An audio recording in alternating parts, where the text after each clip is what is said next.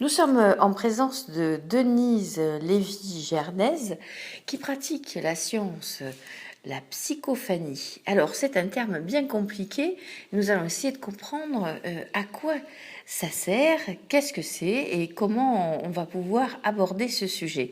Alors j'ai avec moi Florence qui va m'aider dans cette démarche compliquée. Bonjour Florence. Bonjour Christiane. Bonjour Christiane. Alors, Denise, racontez-nous un petit peu, on va vous bombarder de questions pour essayer de comprendre qu'est-ce que c'est que cette psychophanie. Fanny. Alors, la psychophanie, Fanny, c'est un mot grec qui veut dire mettre à jour. Mettre à jour, donc, le psychisme. Et c'est effectivement une méthode qui passe d'un conscient à inconscient.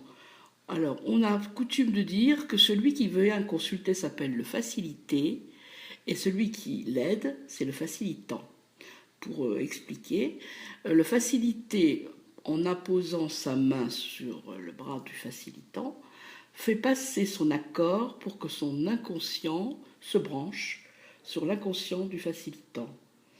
Et à ce moment-là, l'hémisphère gauche du facilité, alors l'hémisphère gauche c'est l'endroit où siègent les émotions, les sensations, va contacter l'hémisphère droit du facilitant, qui est l'hémisphère droit, qui est le siège effectivement du raisonnement, de la logique, de la réalité, de l'écriture, du langage.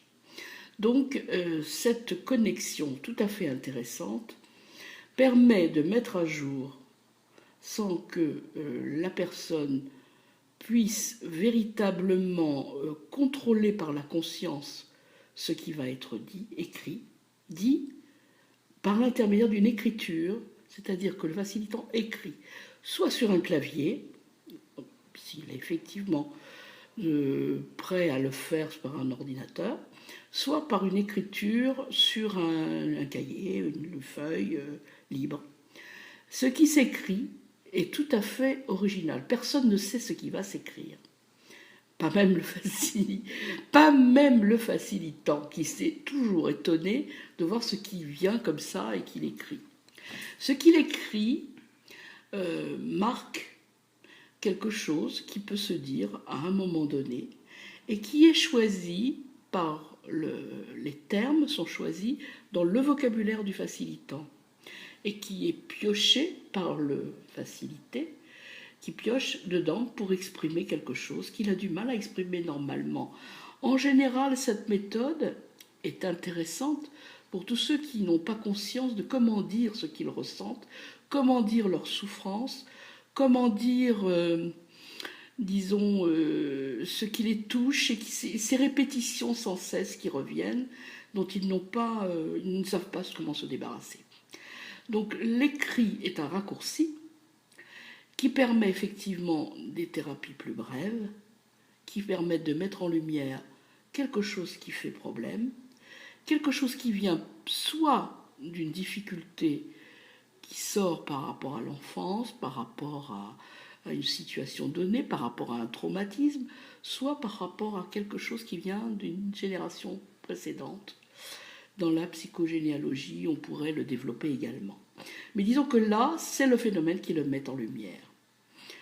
Alors, c'est effectivement tout à fait intéressant parce que, comme je disais, on peut l'utiliser pour ceux qui ont du mal à parler, qui ont du mal à savoir ce qu'il faut dire aussi, qui peuvent parler, mais pas savoir comment s'exprimer, quoi dire.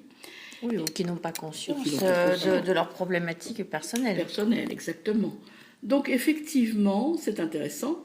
C'est intéressant également dans une thérapie, lorsque la psychothérapie, tourne en rond au bout d'un moment et que ça bloque, on ne sait pas pourquoi. Ça peut débloquer parce que quelque chose sort d'un nœud, de quelque chose qui ne pouvait pas se dire autrement. C'est le consultant, c'est le facilitant qui est thérapeute. C'est le facilitant qui est thérapeute, mais il utilise cette méthode-là en quelque sorte comme une thérapie, qui peut, comme je le disais, soit intervenir au cours d'un autre type de thérapie, soit être totalement indépendante et être une thérapie en soi. Et qui va mettre en lumière des blocages. Des blocages présents, ou des blocages passés, ou des blocages qui viennent de générations précédentes.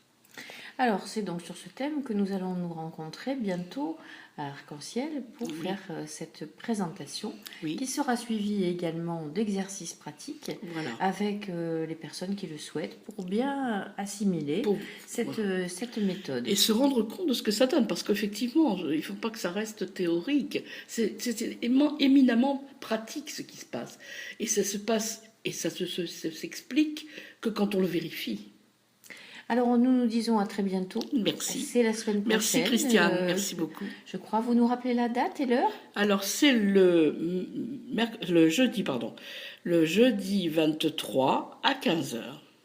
À Arc-en-Ciel, 252, boulevard de la Plage. Merci, Denise. Merci Florence. Voilà.